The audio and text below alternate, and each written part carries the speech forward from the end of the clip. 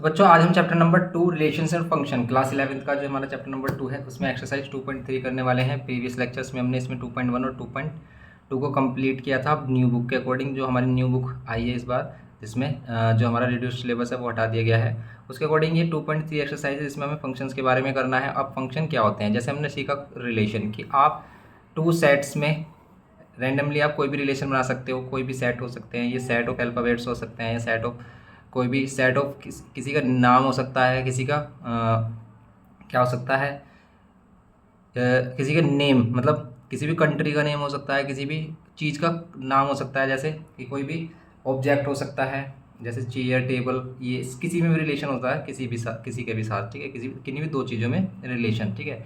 जैसे अगर हम नंबर्स का रिलेशन देखते हैं 1 2 3 का रिलेशन हम क्या कर रहे हैं 4 5 की 6 के साथ, तो हमने देखा था इसमें प्रीवियस लेक्चर में कि कार्टेशियन प्रोडक्ट किसे कहते हैं। कार्टेशियन प्रोडक्ट के हर अगर एवरी एलिमेंट्स का क्या करें हम रिलेशन लें हर एक एलिमेंट के साथ, जैसे 1 का 4 के साथ भी, 1 के 6 के साथ भी, ऐसा 1 का 2 का 4 के साथ भी, 2 का 5 के साथ भी, 2 का 6 के साथ भी, तो ये क्या हो जाता है हमारा कार्टेशियन प्रोडक्ट हो जाता था। अब इनमें से कोई भी एक छोटा इनका सबसेट ले ले तो वो इसका एक रिलेशन होता था। लेकिन अब फंक्शन किसे कहते हैं, देखो फंक्शन सिर्फ तब वैलिड है अगर फर्स्ट सेट के सभी एलिमेंट्स पार्टिसिपेट हो रहे हों, होने चाहिए, कंपलसरी है कि फर्स्ट सेट के सभी एलिमेंट्स पार्टिसिपेट होने चाहिए, कोई भी एलिमेंट रहना नहीं चाहिए, बचना नहीं चाहिए, और हर एक एलिमेंट की एक ही इमेज होनी चाहिए, जैसे 1 2 3 यहाँ पर है 4 5 6, सभी एलिमेंट पार्टिसिपेट तो हर एक एलिमेंट की एक ही इमेज हो, या तो ये कंडीशन हो, या फिर क्या हो हमारा,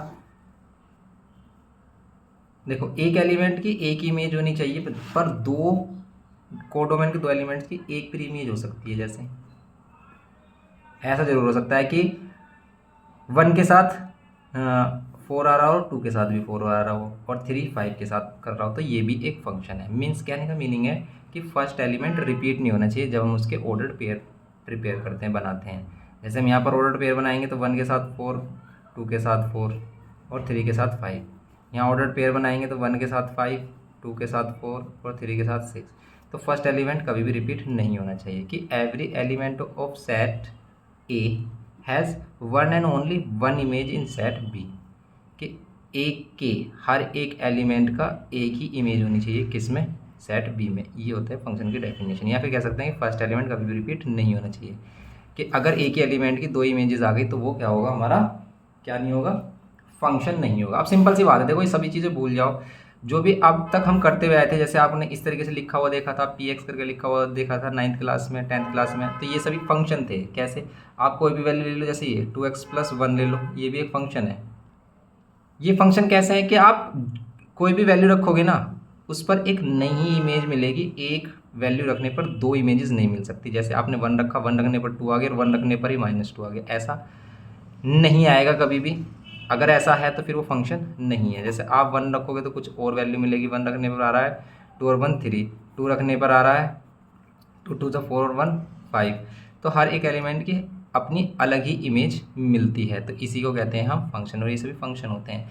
इसमें टाइप्स ऑफ फंक्शन है हमारे, कैसे फंक्शन है, एलजेब्रिक फंक्शन, पॉलिनोमियल फंक्शन, ठीक है, और ग्रेटेस्ट इंटीजर फंक्शन, इस तरह के डिफरेंट डिफरेंट फंक्शंस हैं। उनके बारे में हमने एक वीडियो बनाई है जो हमारे दूसरे चैनल पर है, आईसीएससी वाले पर, उसका लिंक डिस्क्रिप्शन बॉक्स में दे देंगे, उसमें डिटेल में आपको समझ में आ जाएगा किस टाइप के फंक्शन है। अब इसके एक्सरसाइज के क्वेश्चन की बात करते हैं। एक्सरसाइज के क्वेश्चन अगर आपको नहीं समझ में आते हैं तो आपको इसका बेसिक देखना होगा, जिसका लिंक डिस्क्रिप्शन बॉक्स में देंगे हम, आईसीएससी वाली आपको वीडियो देखनी है थोड़ी सी, और फिर आप इसकी एक्सरसाइज करोगे तो बिल्कुल ईजिली समझ में आ जाएगी। वैसे तो ऐसे भी आ जाएगी अगर हम नॉर्मली करते हैं। जैसे अगर क्वेश्चन नंबर फर्स्ट देखते हैं, देखो फर्स्ट क्वेश्चन तो सिंपल ही इसका कह रहा है कि बताओ कौन सा रिलेशन फंक्शन होगा। एक रिलेशन दे रखा है जिसके ऑर्डर पेयर है 2 1 5 1। ये तो बिल्कुल सिंपल क्वेश्चन है, इसमें तो आपको कोई प्रॉब्लम आएगी नहीं। क्यों, क्योंकि इसमें देखना है सिर्फ फर्स्ट एलिमेंट रिपीट ना हो रहा हो, एक एलिमेंट बार बार नहीं आ रहा हो।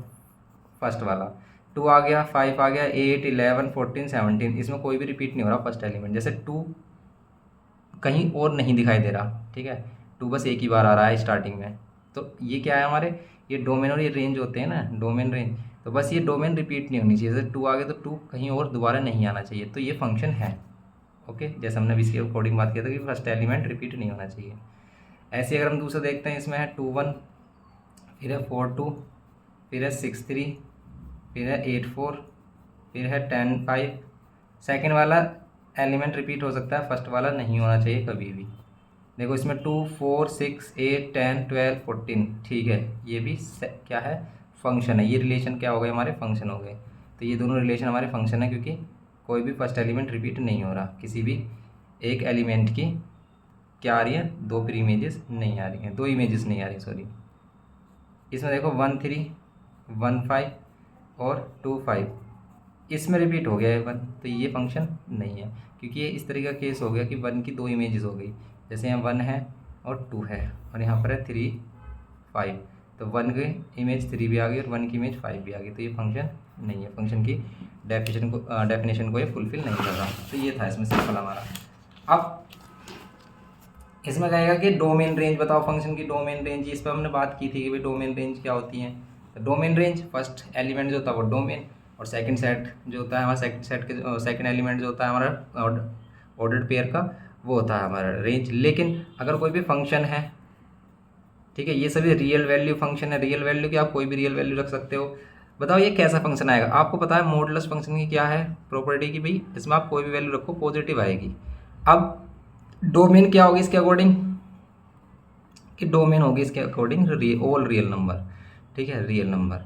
क्यों, आप कोई भी रियल नंबर रख सकते हो यहाँ पर, बस सभी रियल नंबर पर ये क्या हो, डिफाइन हो फंक्शन, ऐसा नहीं कि नॉट डिफाइन आ जाए। तो सभी फंक्शन के लिए डिफाइन है ये, तो हम कोई भी रियल नंबर रख सकते हैं, 0 रख दो, पॉइंट में कोई भी वैल्यू रख दो, ये सभी के लिए डिफाइन है। लेकिन जो आंसर आएगा ना वो हमेशा कैसा आएगा ये बताओ। अगर ये माइनस साइन नहीं होता बाहर तो हमेशा पॉजिटिव रियल नंबर आता, लेकिन अगर ये माइनस साइन बाहर है ना, सारे पॉजिटिव आएंगे, लेकिन फिर में माइनस साइन लग जाएगा तो हमेशा नेगेटिव रियल नंबर आएगा। तो इसमें आएगा negative real number, negative real number कह सकते हैं हम।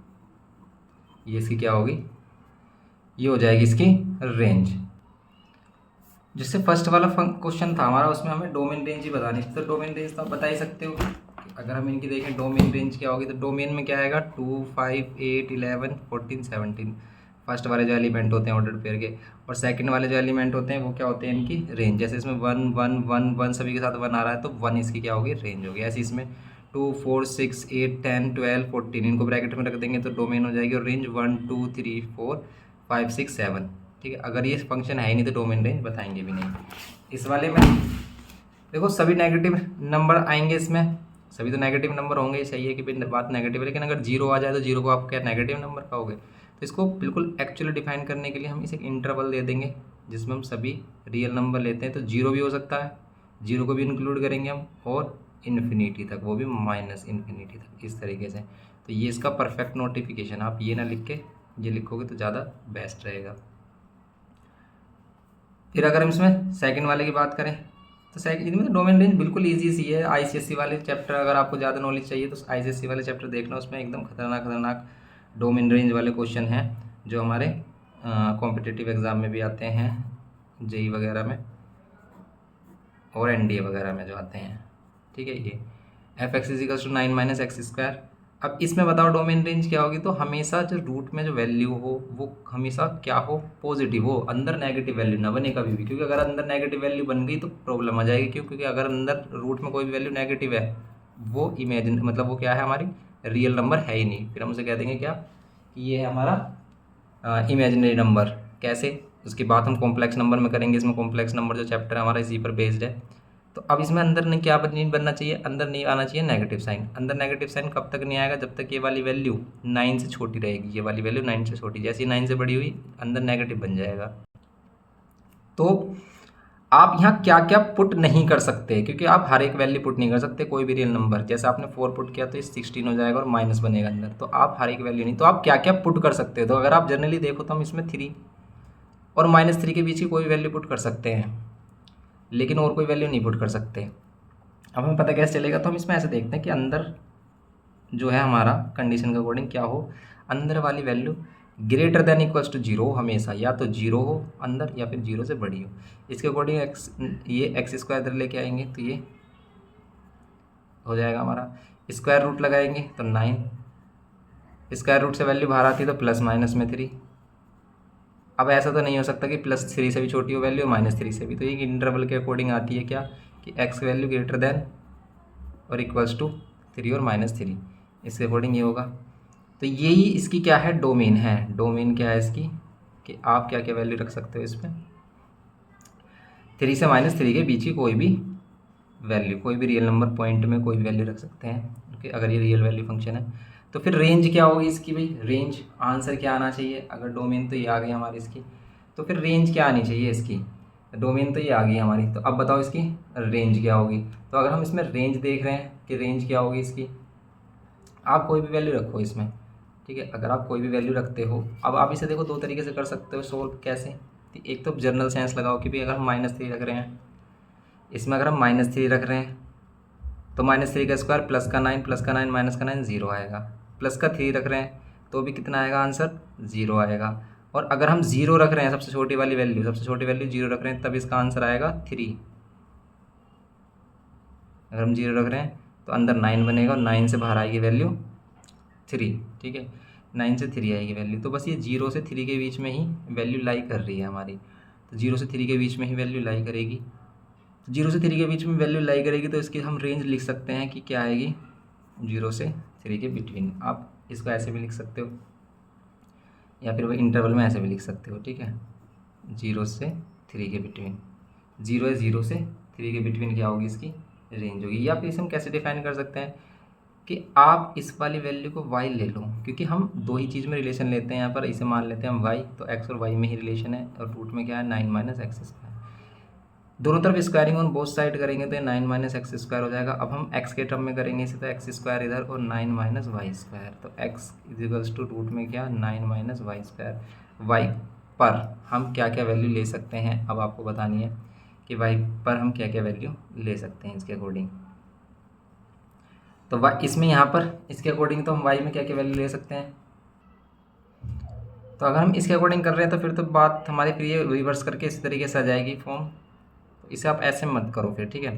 तो इसमें हम सिंपली हम देखेंगे पुट करके वैल्यू कि हम क्या क्या वैल्यू पुट कर रहे हैं, तो हमारी वैल्यू क्या से कहाँ तक आ रही है। तो 0, 3 और 0 के बिटवीन नहीं आ रही, तो आप इसमें सिंपली कह सकते हो कि इसको ऐसे मत करो, सिंपल रेंज कह दो कि 0 से 3 के बिटवीन आ रही है। ओके, अब इसमें ये 2 क्वेश्चन थे इसके सेकंड वाले पार्ट में, और देखते हैं इसमें थर्ड क्वेश्चन। थर्ड में कह रहा है कि ए फंक्शन f, ये डिफाइन है हमारा f(x) क्या है 2x माइनस 5। अभी कह रहा है कि आपको फाइंड करना है f0। तो ये तो सिंपल क्वेश्चन है बच्चों वाले जो हमने 9th क्लास में किया था। f0 का मतलब है x के प्लेस पर 0 रख तो आंसर आ जाएगा 0 माइनस 5 के माइनस का 5। यहाँ पर सेकंड में आपके पास है f7 की वैल्यू क्या आ जाएगी 2 ऑफ 7 माइनस 5, तो कितना हो जाएगा 2 7 जब 14 माइनस 5 यहाँ आ जाएगा 9। थर्ड में हमारा क्या है, थर्ड में है f ऑफ -3, तो यहाँ पर वैल्यू क्या आएगी हमारी ट्वाइस ऑफ -3 माइनस 5, तो कितना आ जाएगा ये -6 और -5, ये आ जाएगा माइनस का 11। ये है बस इसमें सिंपल। और फिर हम इसमें देखते हैं क्वेश्चन नंबर इसका फोर्थ। क्वेश्चन नंबर 4 में कह रहा था function t which maps temperature in degree Celsius into temperature in the degree Fahrenheit is defined as temperature in degree Celsius is equals to क्या है ये 9c/5 + 32। ये c में फंक्शन है हमारा। अभी कह रहा है कि आपको t0 फाइंड करना है। सिंपल है, तो वही हमारा कि t0 फाइंड करने के लिए आप जहाँ पर भी c है वहाँ पर क्या करोगे 0 32। अब ये 0 ही पूरा 0 जाएगा, बचेगा सिर्फ 32, तो 32 आंसर। और फिर अगर हम फाइंड करें इसमें t28, तो आप फिर क्या करो यहाँ पर 28 रखोगे, 28/5 + 32 सोल्व करो कितना आ रहा है। इसको सोल्व कर रहे हैं तो इसको सोल्व करो, 9 से मल्टीप्लाई कर लो, 5 से डिवाइड कर लो, 5 एलसीएम ले लो। तो यहाँ पर इसको कर रहे हैं, अगर ये 30 होता तो 9 3 27 कितना आता 270 होता, लेकिन उसमें से आपको 18 माइनस करना पड़ेगा, तो आएगा कितना 252, ठीक है 252 आएगा ये। प्लस 5 की मल्टीप्लाई इधर कर दो, कितना आएगा 160/5। सोल्व कर लो, इसे कितना आ रहा है, इसको सोल्व कर रहे हैं तो 2 6 और 2 11 1, यहाँ आ रहा है 4 1 ये 5। ओके, इस तरीके से वैल्यू आ रही है। पॉइंट में अगर आपको चाहिए तो पॉइंट में भी फाइंड कर सकते हो। तो सेकंड वाले पार्ट ये है। थर्ड वाले पार्ट में टी ऑफ क्या चाहिए हमें -10, टी ऑफ -10 चाहिए, तो आपको क्या करना 9 यहाँ पर -10 /5 और प्लस में 32, 5 से डिवाइड करोगे यहाँ 2 माइनस का 9 2 18 माइनस का 18 प्लस का 32।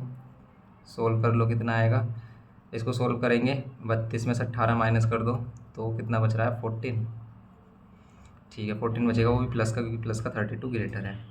तो बस ये 14 आ गया सिंपल। और फिर अगर हम देखते हैं इसमें क्या फाइंड करना है, the value of c when t c is 212 है। ये कह रहा है कि अगर टी सी 212 है तो आपको वैल्यू फाइंड करनी है सिंपल। तो बताओ आप कैसे करोगे।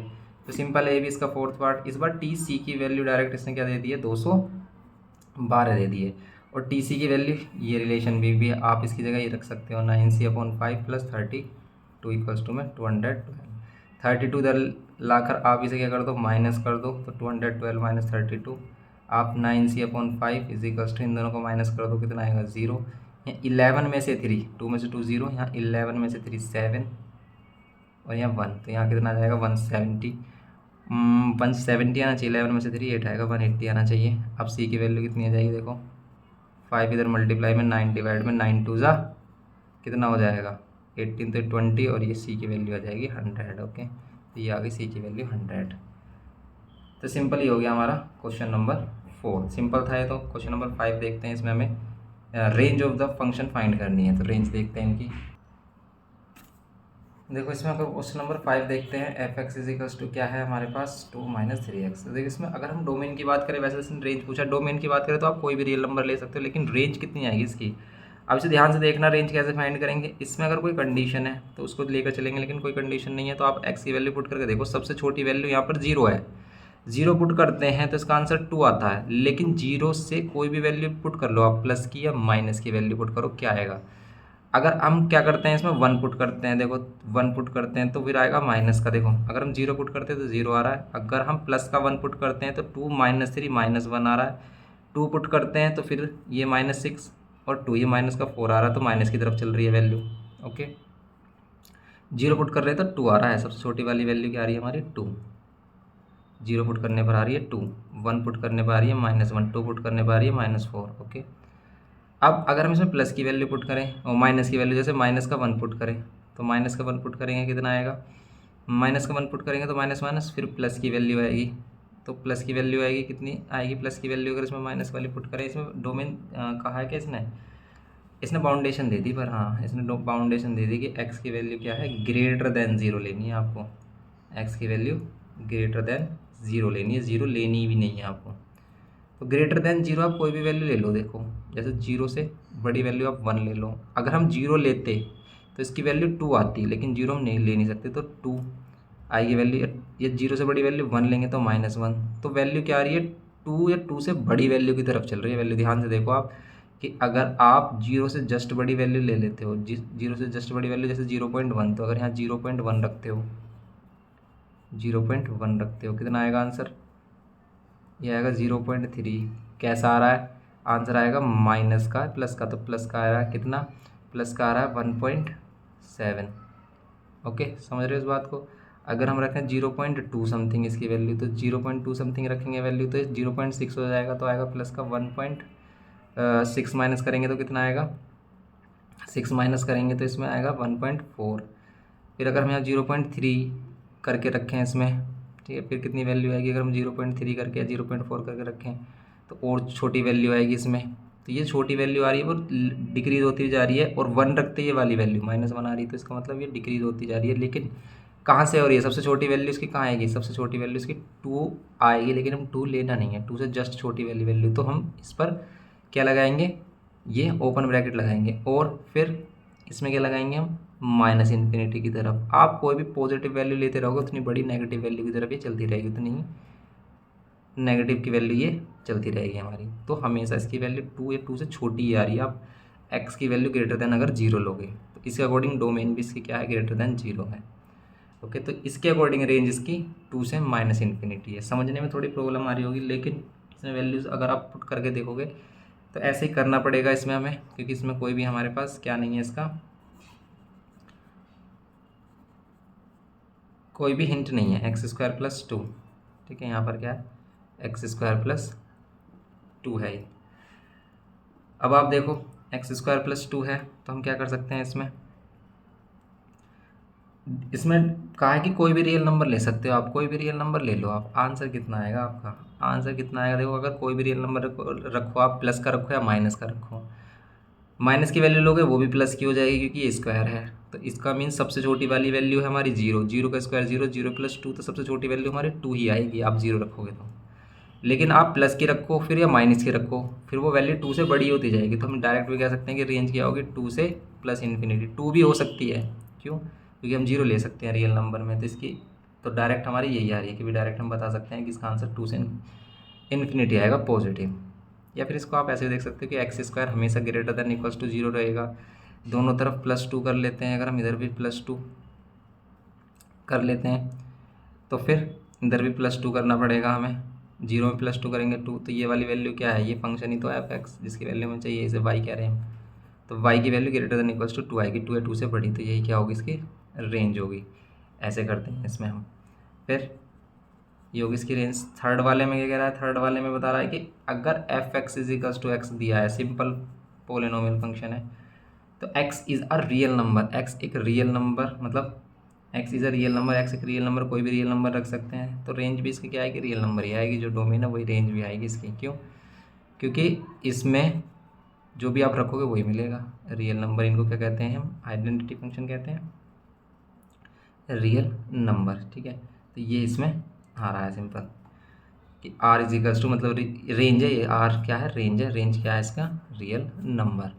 तो ये है सिंपल इसका आंसर।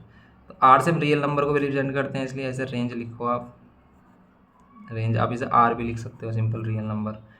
तो ये इसमें था इसका डोमेन रेंज। तो सिंपल था ये तो हमारी एक्सरसाइज 2.3। नेक्स्ट लेक्चर में इसमें मिसलिनियस करेंगे। ओके, तो बस आप इसको कंप्लीट कर लें, मिलते हैं नेक्स्ट लेक्चर में। Thanks for watching.